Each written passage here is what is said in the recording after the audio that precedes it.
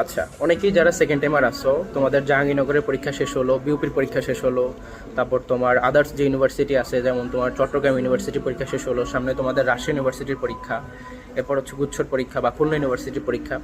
তো এই যে পরীক্ষাগুলো সামনে আছে, এখন তোমার কি করণীয়? অনেকেই ডিমোটিভেট ফিল করতে পারো বা হচ্ছে মনে হইতে পারে যে না, কনফিডেন্স কমে যাচ্ছে, পারবা কি পারবা না।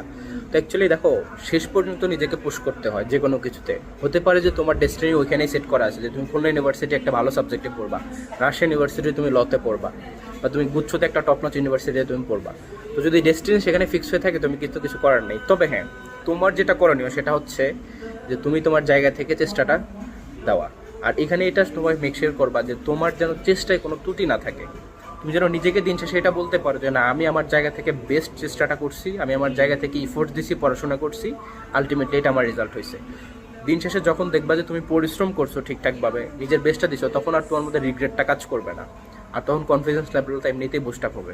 তো সেই জায়গা থেকে সবাইকে বলবো যে নিজের বেস্টটা দিয়ে প্রিপারেশনটা নাও। এখন শেষ পর্যায়ে এসে নিজেকে নিজে মোটিভেট করো। পড়াশোনা করলেই দেখবো, পড়াশোনার মধ্যে এই ফ্লোতে থাকলেই দেখবো মোটিভেশনটা আরও বেশি পাবা।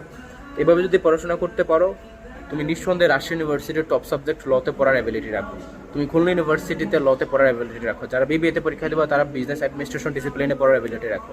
তো সবাইকে আমি বলবো যে নিজের উপর ভরসাটা রাখো, ওই অনুযায়ী পরিশ্রম করো। তোমার যেটা কাজ, যে তোমার চেষ্টায় কোনো ত্রুটি না রাখা, নিজের বেস্টটা দিয়ে পড়াশোনা করো, ওইটা মেক শিওর করো, তাহলে দেখবা যে আলটিমেটলি অনেক ভালো একটা রেজাল্ট হয়েছে। তো সবার জন্য শুভকামনা, গুড লাক।